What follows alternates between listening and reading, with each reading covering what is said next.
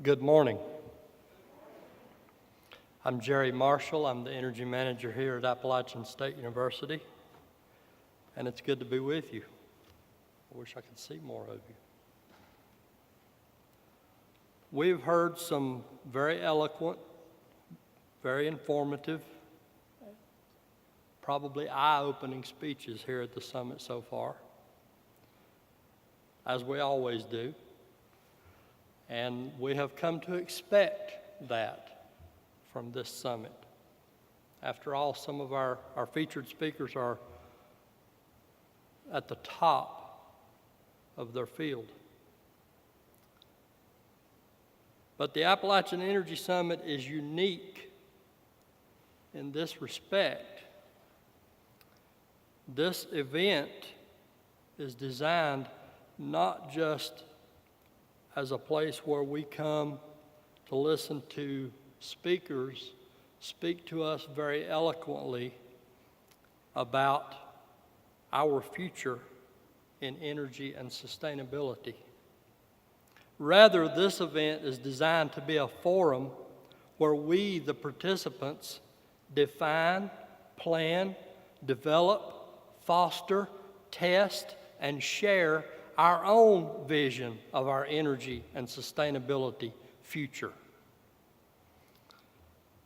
You are all here because you are leaders or potential leaders or future leaders in these areas. Let me say just a word about leadership. I use the term potential leaders. Leadership implies that you are in front.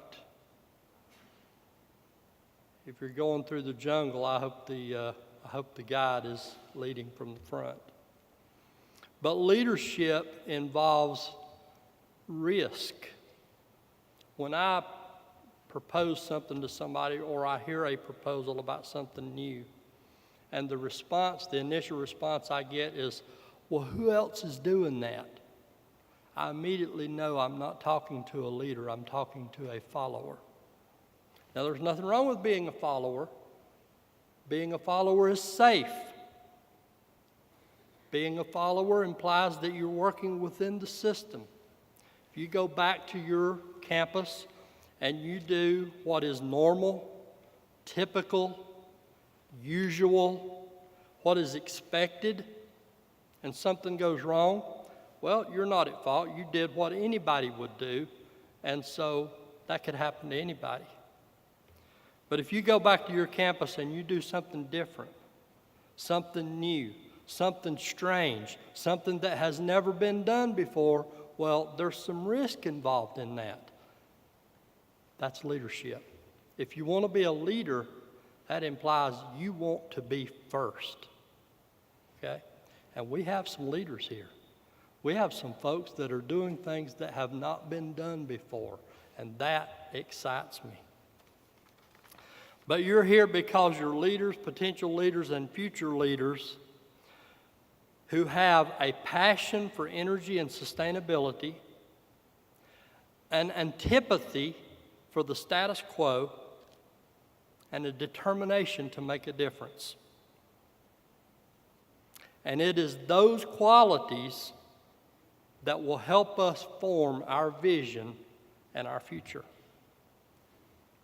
Our antipathy to the status quo compels us to question everything. Our passion continually fuels new ideas, new concepts, new notions about how things could be. And our determination promotes within each of us a willingness to put our abilities, skills, and resources to work to make our vision reality. What you have seen and heard at this summit, the speeches you've heard, the performances you've seen, they are designed to excite those qualities that you already possess, to inspire those qualities in you so that you will put them to use. And our summit is unique. This event is unique in that we have something called the working groups. The working groups are where we take those qualities and put them to use. If you don't participate in the working group, it's like getting a whole bunch of recipes knowing you're never going to cook anything. It kind of misses the whole purpose, right? So we have working group, and the working group sessions are the heart and soul of the Energy Summit. It's where all of the things that you have seen and heard get put to practical use, and they do get put to practical use. And we have several groups because your passions are all in different areas. So we have several groups so that you can easily find a group that matches your passion. They include the Academic Integration Group, which seeks to find more ways to integrate the messages and actions of energy savings and sustainability into our curriculum and research efforts.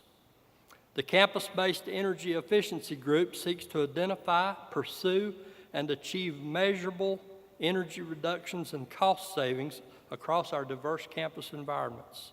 The Finance and Regulatory Opportunities and Energy Generation Group seeks to evaluate emerging finance and regulatory issues and opportunities associated with achieving energy and cost savings and identify new models and methods for both traditional and renewable energy generation. The High Performance Campus Design Group envisions and executes new ways of designing energy efficient, environmentally friendly, and inspiring campuses that are consistent with our primary goal of higher education.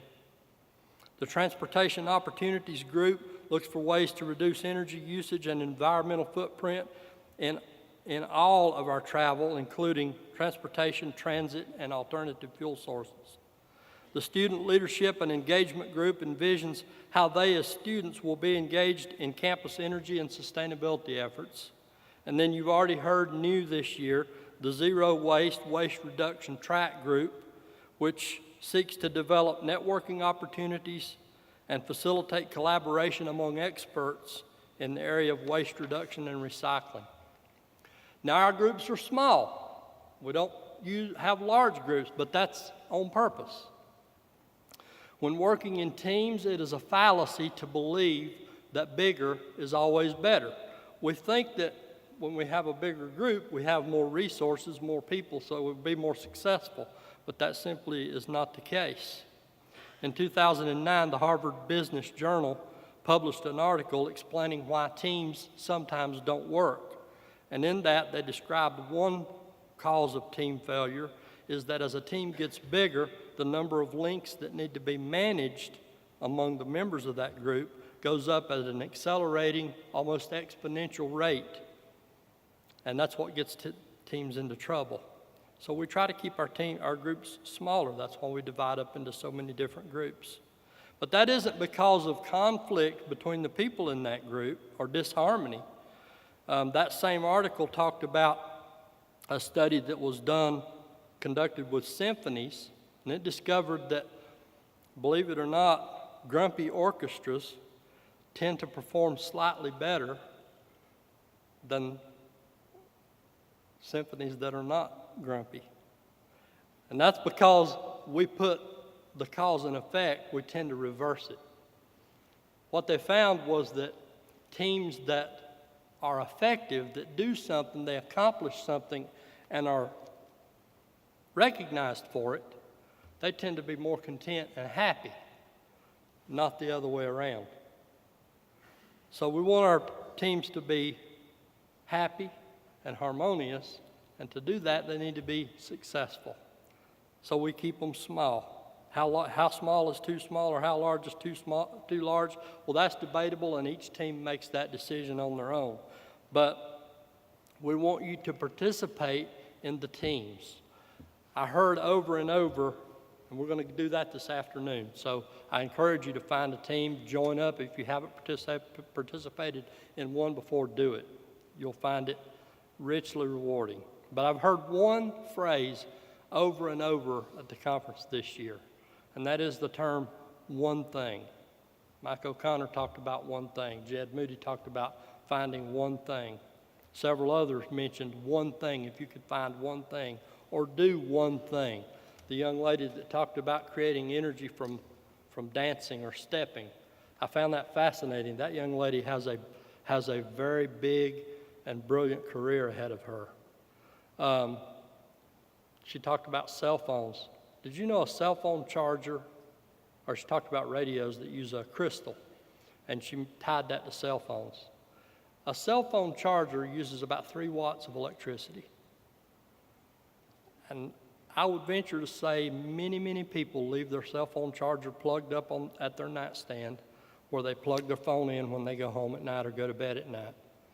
And that charger, even when they unplug the cell phone, it continues to use that 3 watts of electricity forever, as long as it's plugged up, even if no device is attached to the end.